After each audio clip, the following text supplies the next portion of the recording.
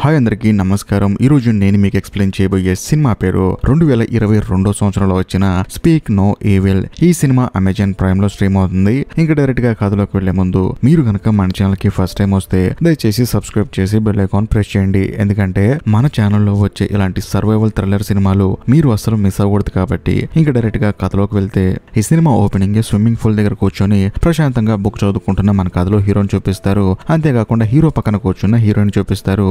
వీళ్ళిద్దరికి ఒక పాప ఉంటుందన్నమాట. హీరో వాళ్ళ కూతురు చక్కగా స్విమ్మింగ్ చేస్తూ ఆడుకుంటూ ఉంటుంది. అదే సమయంలో హీరో దగ్గరికి ఒక డాక్టర్ వస్తాడు. వచ్చి సార్ మీ పక్కన చైర్ మేము తీసుకోవచ్చు అని చెప్పి అడుగుతాడు. బేసికల్ గా ఆ చైర్ హీరో వాళ్ళ కూతురు కోసం రిజర్వ్ చేసిందనమాట.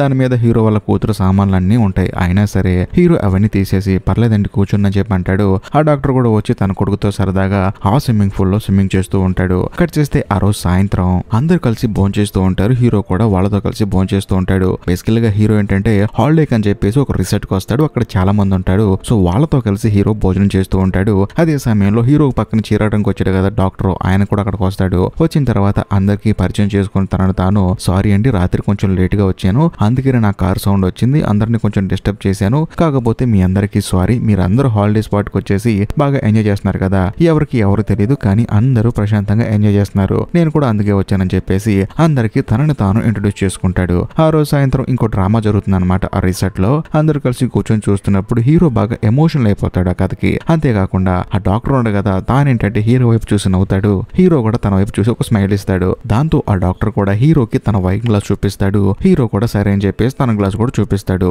కట్ చేస్తే మరుసటి రోజు హీరో తన ఫ్యామిలీతో కలిసి ఊరంతా చుట్టేద్దాం చెప్పేసి వెళ్తాడు. అలా వెళ్ళిన తర్వాత హీరో వాళ్ళ కూతురు తన దగ్గరున్న ర్యాబిట్ బొమ్మని ఎక్కడో పెట్టి మర్చిపోతుంది అనమాట. దాంతో ఏడుస్తూ ఉంటుంది. సరే నేను వెతికి తీసుకొస్తానని చెప్పేసి హీరో కూడా తను ఎక్కడెక్కడికి వెళ్ళాడో మళ్ళీ వెనక్కి వెళ్ళి వెతకడం మొదలు పెడతాడు. అలా వెతికేటప్పుడు తన కూతురు బొమ్మ కనిపిస్తుంది. దాంతో ఆ బొమ్మ తీసుకుని వచ్చేటప్పుడు సడన్ గా అక్కడికి ఆ డాక్టర్ వస్తాడు. వచ్చిన తర్వాత తనని తను పరిచయం చేసుకుంటాడు. మేము కూడా హాలిడేకి వచ్చామండి అని చెప్పేసి హీరోతో బాగా పరిచయం పెంచుకొని అందరం కలిసి భోంచేద్దాం అని చెప్పేసి అందరిని తీసుకుని ఒక రెస్టారెంట్ కి వెళ్తాడు. వెళ్ళిన తర్వాత అందరూ తింటూ ఉంటారు. హీరోయిన్ వచ్చేసి తన నాన్ వెజ్ తినదనమాట. కేవలం చేప మాత్రమే తింటుంది. అది కూడా అప్పుడప్పుడు తింటుంది. అంతేకాకుండా ఆ డాక్టర్ వాళ్ళ పిల్లాడు మాత్రం చాలా వికారంగా తింటూ ఉంటాడు. ఎవరితో మాట్లాడకుండా సైలెంట్ గా ఉంటాడు. అయినా సరే హీరోయిన్ పెద్దగా పట్టించుకోదు. కట్ చేస్తే ఆ రోజు సాయంత్రం మళ్ళీ ఆ రిసార్ట్ లో అందరు కలిసి శుభ్రంగా భోంచేస్తూ ఉంటారు. సరదాగా మాట్లాడుకుంటూ ఉంటారు. వైన్ కూడా తాగుతూ ఉంటారు. అలా తాగుతున్నప్పుడు ఆ డాక్టర్ హీరోతో ఏమంటాడంటే, సార్ హాలిడేస్ అంతా అయిపోయిన తర్వాత మీరు ఇంటికి వెళ్ళిన తర్వాత పక్కన నెదర్లాండ్స్ లో మాకు ఇల్లు ఉంది. అది కూడా ఫారెస్ట్ కి మధ్యలో ఉంటుంది. చాలా పీస్ఫుల్ గా ఉంటుంది. మీరు మాత్రం తప్పకుండా మా ఇంటికి ఏదో ఒక రోజు రావాలని చెప్పి అంటంతో హీరో కూడా సరే అని చెప్పేసి అంటాడు. ఆ తర్వాత బట్టలను ప్యాక్ చేసుకుని తిరిగి ఇంటికి వెళ్ళిపోతారు. అలా 2 రోజులు గడిచిన తర్వాత హీరోకి ఆ డాక్టర్ ఒక లెటర్ పంపిస్తాడు. బేసికల్ గా హీరో ఏంటంటే అక్కడ నుంచి వచ్చేటప్పుడే ఆ డాక్టర్ కి తన ఇంటి అడ్రస్ చెప్తాడు. దాంతో ఆ డాక్టర్ కూడా లెటర్ పంపిస్తాడు. ఏంటి అని చూస్తే అందులో మా ఇంటికి మీరు రావచ్చు కదా, ఒక వీకెండ్ ఎంజాయ్ చేసినట్టు ఉంటుందని చెప్పేసి అంటంతో హీరో కూడా సరే అని చెప్పేసి ఈ విషయం తన భార్యతో చెప్తాడు. తన భార్య ఏమంటుందంటే ముక్కు మొహం తెలియని వాళ్ళ ఇంటికి ఎలా వెళ్తామండి అని చెప్పేసి అంటుంది. దాంతో హీరో కూడా ఆలోచిస్తాడు. కానీ అదే ఉంది పోయి ఒక 2 రోజులు ఉండి రావటం కదా అని చెప్పేసి అంటంతో సరే అని చెప్పేసి హీరో హీరోయిన్ తన కూతురు ముగ్గురు కలిసి ఆ డాక్టర్ వాళ్ళ ఇంటికి వెళ్తారు. దాంతో వాళ్ళు ఎంతగానో ఆనందపడతారు. ఆ తర్వాత హీరో హీరోయిన్ కి ఒక రూమ్ ఇస్తారు. అంతేకాకుండా హీరోయిన్ కూతురికి ఆ డాక్టర్ వాళ్ళ కొడుకు రూమ్ చూపిస్తారు. కానీ ఆ అమ్మాయికి నచ్చదు. సర్లే అని చెప్పేసి అక్కడ పడుకుంటా ఉంటుంది. కట్ చేస్తే కొంత సమయం తర్వాత వాళ్ళందరూ కలిసి ఫుడ్ ప్రిపేర్ చేస్తారు. హీరోయిన్ కి ఏమో నాన్ వెజ్ నచ్చదు. కానీ వాళ్ళేమో నాన్ వెజ్ కర్రీ చేసి హీరోయిన్ ని తినమంటారు. దాంతో హీరోయిన్ నేను తిన్నంటుంది. కొంచెం టేస్ట్ చేయండి అని చెప్పేసి అంటంతో సరే టేస్ట్ చేస్తానని చెప్పేసి అంటుంది. కొంచెం తింటుంది. ఆ తర్వాత సాయంత్రం బాగా మందు కొట్టేసి ఎవరి గదిలో వాళ్ళు పడుకుంటారు. కాకపోతే హీరోయిన్ కూతురికి మాత్రం గదిలో పడుకోవడం ఇష్టం లేక వచ్చి హీరో హీరోయిన్ మధ్యలో పడుకుంటుంది. పర్లేదని చెప్పేసి వాళ్ళు కూడా ప్రశాంతంగా నిద్రపోతారు. కట్ చేస్తే మరుసటి రోజు అందరూ కలిసి బయటికి వెళ్తారు. వెళ్ళిన తర్వాత అక్కడ ఒక జారుడు బల్ల ఉంటుంది. ఆ జారుడు బల్ల మీద ఆ డాక్టర్ కొడుకి కాడుకుంటాడు. కాకపోతే కిందకి జారిన తర్వాత పక్కకి వెళ్ళడనమాట. అదే సమయంలో హీరో వాళ్ళ కూతురు కూడా పైకెక్కి వెళ్దాం అనుకుంటుంది. కానీ ఆ పిల్లాడు వెళ్ళపోయేసరికి తాను మాత్రం అక్కడే ఉండిపోయి వాళ్ళ అమ్మని పిలుస్తుంది. దాంతో హీరోయిన్ కూడా వచ్చేసి ఆ పిల్లాడిని పక్కెళ్ళమంటుంది. కానీ ఆ పిల్లాడు వెళ్ళడు. దాంతో హీరోయిన్ వెళ్ళి డాక్టర్ చెప్తుంది. ఆ డాక్టర్ వచ్చేసి ఆ పిల్లాడిని ఒక్క పీకుడు పీకి పక్కెళ్ళమంటాడు. దాంతో మనోడు పక్కెళ్తాడు. ఆ తర్వాత హీరోయిన్ వాళ్ళ కూతురు ఆడుకుంటుంది. కానీ హీరోయిన్ ఏమంటుందంటే ఎందుకండి పిల్లాడిని అలా కొడతారని చెప్పి అంటంతో చూడండి పిల్లాడిని మనం తప్పు చేస్తే క్షమించకూడదు, వాళ్ళని శిక్షించాలి, అప్పుడే వాళ్ళకి తప్పుకి ఒప్పుకి మధ్య తేడా తెలుస్తుందని చెప్పేసి అంటాడు. దాంతో హీరోయిన్ కూడా సరేలే వాళ్ళ పిల్లాడు కదా అని చెప్పేసి తాను కూడా సైలెంట్ అయిపోతుంది. ఆ తర్వాత ఆ రోజు సాయంత్రం ఇంటికి వెళ్తారు. కట్ చేస్తే మరుసటి రోజు ఆ డాక్టర్ ఏమంటాడంటే మనందరం కలిసి ఈ రోజు బయట పార్టీకి వెళ్తున్నాము. అది అడల్ట్ పార్టీ, కాకపోతే 2 పిల్లల్ని ఇంట్లోనే ఉంచాలి, అందుకని నేను బేబీ సిట్టర్ ని అరేంజ్ చేశానని చెప్పి అంటంతో ఒక అతను కూడా వస్తాడనమాట. కానీ హీరోయిన్ కి మాత్రం పిల్లని వదిలిపెట్టి వెళ్ళడానికి ఇష్టమే ఉండదు. కానీ వాళ్ళు బలవంతం చేస్తుంటే సర్లే వాళ్ళ పిల్లాడు కూడా ఉన్నాడు కదా అని చెప్పేసి హీరోయిన్ కూడా సరే అని చెప్పేసి ఆ రోజు సాయంత్రం డాక్టర్ తో కలిసి హీరోయిన్ తీసుకుని పార్టీకి వెళ్తుంది. వెళ్ళిన తర్వాత ఆ డాక్టర్ ఒక రెస్టారెంట్ తీసుకెళ్లి ఫుల్ గా పార్టీ ఇస్తాడు. అంతేకాకుండా బాగా మందు కొట్టి డాన్స్ కూడా చేస్తాడు. హీరోయిన్ కోసం ఒక డిష్ బుక్ చేస్తాడనమాట. కానీ హీరోయిన్ ఏముంటుందంటే నేను నాన్ వెజ్ తిననని అని చెప్పేసి అంటుంది. ఏంటంటే మీరు ఎప్పుడు ఇబ్బంది పెడతారని చెప్పేసి ఆ డాక్టర్ వాళ్ళ భార్యని తీసుకెళ్లి డాన్స్ చేస్తూ ఉంటాడు. ఆ తర్వాత హీరోయిన్ కూడా ఇద్దరు డాన్స్ చేస్తారు. సరే అని చెప్పేసి ఆ రెస్టారెంట్ వదిలి వెళ్లేటప్పుడు బిల్లు బాగా ఎక్కువ వస్తుంది అనమాట.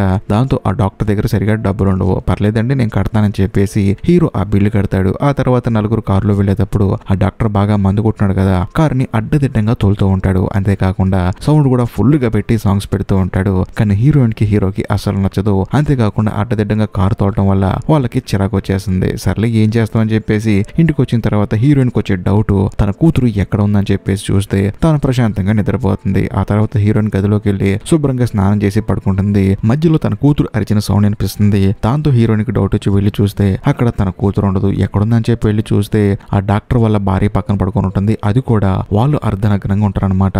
దాంతో హీరోయిన్ కి చిరాకు వచ్చేసి తన కూతురుని తీసుకుని డైరెక్ట్ గా వచ్చి హీరోకి విషయం చెప్తుంది. ఉదయాన్నే ఎర్లీ మార్నింగ్ వాళ్ళకి చెప్పకుండా వీళ్ళు ముగ్గురు కలిసి కార్ వేసుకొని అక్కడి నుంచి బయలుదేరి ఇంటికి వెళ్ళిపోతూ ఉంటారనమాట. అలా వెళ్ళిపోయేటప్పుడు అంతా బాగానే ఉంటుంది. కానీ హీరో వాళ్ళ కూతురు ఏముంటుందంటే డాడీ ర్యాబిట్ బొమ్మ మర్చిపోవచ్చాను డాడీ అని చెప్పేసి అంటంతో హీరో ఏమంటాడంటే సరే ఇంకోటి కొనిస్తానులేమ్మ అని చెప్పేసి అంటాడు. కానీ ఆ అమ్మాయి ఏమంటుందంటే నాకు అదే బొమ్మ కావాలి డాడీ అని చెప్పేసి అంటంతో హీరో మాత్రం తన కూతురు మాట కాదని లేక తాను మళ్ళీ రిటర్న్ బయలుదేరతాడు. బేసికల్ గా మనం అయితే ఏమంటాం బొమ్మ లేదు గేమ్ లేదు పదా అని చెప్పి అంటాం. కానీ హీరో ఏంటంటే ఎవరు ఏది అడిగినా సరే, ఉదాహరణకి స్విమ్మింగ్ పూల్ దగ్గర చీర అడిగినా లేకపోతే బార్ లో బిల్ అడిగినా సరే అన్ని మనోడు ఇచ్చేస్తూ ఉంటాడు. అలాగే తన కూతురు కూడా నో చెప్పలేకపోతాడు. దాంతో మళ్ళీ తిరిగి ఇంటికి వస్తారు. వచ్చిన తర్వాత హీరో వాళ్ళ కూతురు లోపలికి వెళ్లి బొమ్మ పట్టుకొని వస్తుంది. కరెక్ట్ గా అదే సమయానికి ఆ ఇద్దరు భార్య భర్తలు నిద్ర లేచి ఉంటారు. మీరు మాకు చెప్పకుండా వెళ్ళిపోయారేంటండి, ఎంత బాధపడ్డాని తెలుసు అని చెప్పేసి హీరోయిన్ ని క్వశ్చన్ చేస్తారు. దాంతో హీరో ఏమంటాడంటే చూడండి మీరు బాగా డ్రింక్ చేసి కార్ నడుపుతున్నారు, ఆపమన్నా కూడా ఆపలేదు, అందుకని నాకు నచ్చలేదని చెప్పేసి అంటాడు. వెంటనే హీరోయిన్ ఏమంటుందంటే నాకు కూడా నచ్చలేదండి, ఎందుకంటే నేను నాన్ వెజ్ తినని సంగతి మీకు బాగా తెలుసు, అయినా సరే తినమని ఫోర్స్ చేస్తున్నారు. అంతేకాకుండా మీరు సగం సగం బట్టలు వేసుకొని నా కూతుర్ని పక్కనే పడుకోబెట్టున్నారని చెప్పి అంటంతో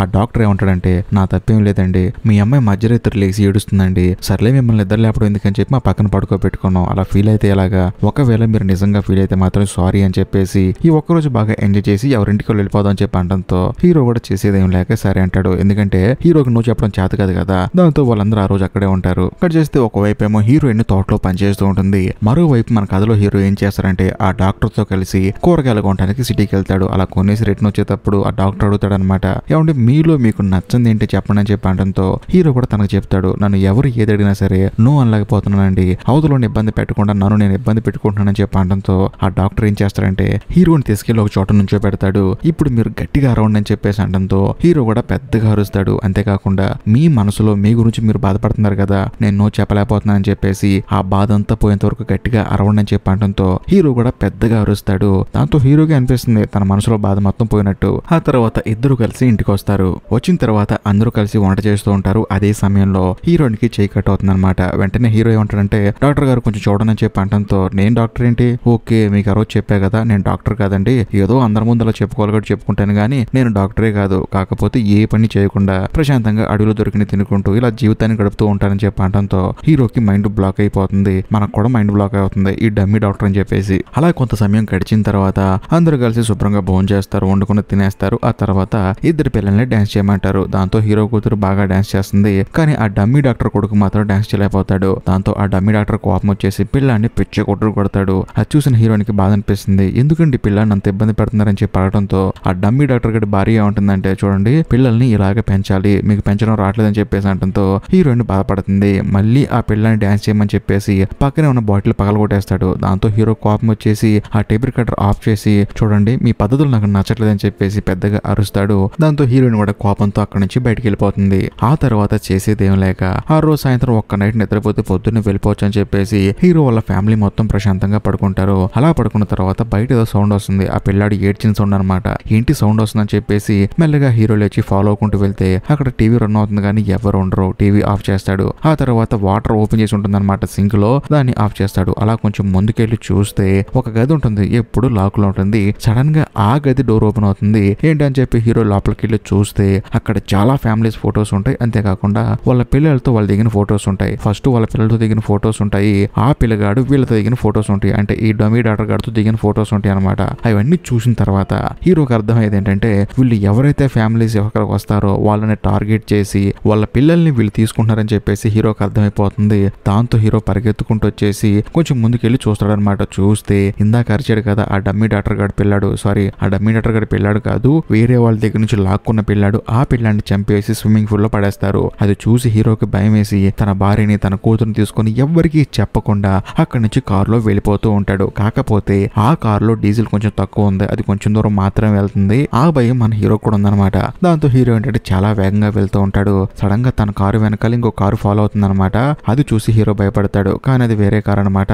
అది వెళ్ళిపోతూ ఉంటుంది. అదే సమయంలో హీరోకి ఏంటంటే కొంచెం దూరంలో ఒక ఇల్లు కనిపిస్తుంది. ఇక్కడికి వెళ్ళి మనం సేఫ్ గా ఉండొచ్చు అని చెప్పేసి హీరో అక్కడ కారు ఆపేసి ఆ ఇంటి దగ్గరికి వెళ్దాం చూస్తాడు. ఫస్ట్ ఆ ఇంటి చుట్టూ చెరువు ఉంటుంది, చెరువు మధ్యలో ఇల్లు కట్టుకున్నారు. సరే అని చెప్పేసి ఆ చెరువు దాటుకుని వెళ్తాడు. వెళ్ళి చూసి దాని మధ్యలో మళ్ళీ ఫెన్సింగ్ ఉంటుంది. ఆ ఫెన్సింగ్ కూడా హీరో దాటుకుని వెళ్ళి ఆ మధ్యలో ఉన్న ఇల్లు డోర్ కొడతాడు, కానీ అక్కడ డోర్ ఎవరు తీరనమాట. దాంతో హీరో తిరిగి మళ్ళీ తన కారు దగ్గరకు వస్తాడు. వచ్చి చూస్తే అక్కడ తన భార్య తన కూతురు ఉంటారు. కానీ అదే సమయంలో వెనకాల ఇంకో కారు వస్తుంది. ఎవరి కారు అని చూస్తే వచ్చింది ఎవరో కాదు ఆ డాక్టర్ అనమాట. హీరోని ఏమనుకుంటుంది, మన హీరోని ఆ డాక్టర్ కి ఫోన్ చేశాడు, అంటే ఆ డమ్మీ డాక్టర్ కి ఫోన్ చేశాడు, చేసేది ఏమలాగా అని చెప్పేసి హీరో అనుకుంటుంది. కానీ హీరో మాత్రం అసలు ఫోన్ చేయలేదు. వాళ్ళు వచ్చేసి మా కారు ఎక్కడని చెప్పి అనడంతో వీళ్ళు ముగ్గురు కలిసి ఆ కారు ఎక్కుతారు. అలా వెళ్లేదారిలో వీళ్ళ కారుకి ఇంకో కారు ఎదురు వస్తుంది. ఆ కారులో ఉంది ఎవరో కాదు ఆ బేబీ సిట్టర్ అనమాట.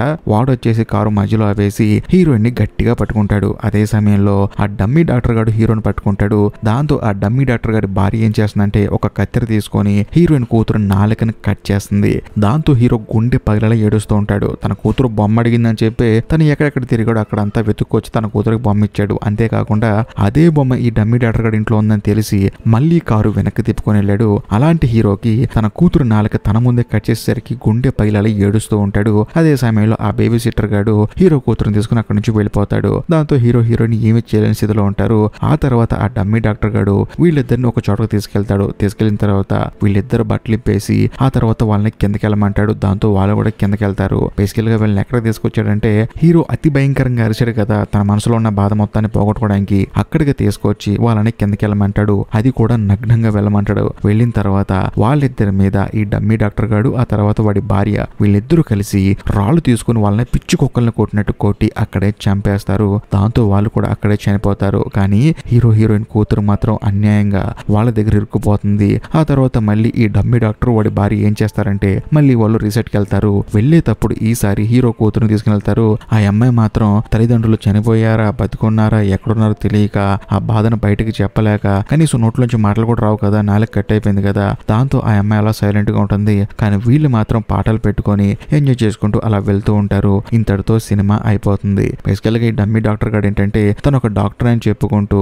అడవిలో దొరికేని తినుకుంటూ ఎవరైనా కపుల్స్ ఇలాగ వస్తే వాళ్ళని చంపేసి వాళ్ళ దగ్గర ఉన్న డబ్బులు వాళ్ళ అసెట్స్ మొత్తం తీసేసుకుని దాంతో బాగా ఎంజాయ్ చేస్తూ వాళ్ళ పిల్లల్ని వీడి దగ్గర పెట్టుకుంటాడు. ఎందుకంటే నెక్స్ట్ వాళ్ళకి కదా డబ్బులన్నీ వెళ్ళాయి, అందుకని వీళ్ళ దగ్గర పెట్టేసుకొని వీళ్ళ జీవితాన్ని కొనసాగిస్తూ ఉంటారు. ఇది కథ. సో ఏది ఏమైనా సరే ఈ వీడియో మీకు నచ్చితే ఖచ్చితంగా లైక్ చేయండి, షేర్ చేయండి, కామెంట్ చేయండి. ఇలాంటి డిఫరెంట్ సినిమాలు మళ్ళీ మళ్ళీ కావాలనుకుంటే మాత్రం ఖచ్చితంగా కామెంట్ చేయండి. ఇంకా లాస్ట్ అండ్ ఫైనల్ గా నేను మీకు చెప్పొచ్చేది ఏంటంటే ఇప్పటికీ మీరు మన ఛానల్ సబ్స్క్రైబ్ చేసుకోకపోతే దయచేసి సబ్స్క్రైబ్ చేసి బెల్ ఐకాన్ ప్రెస్ చేయండి. బాయ్.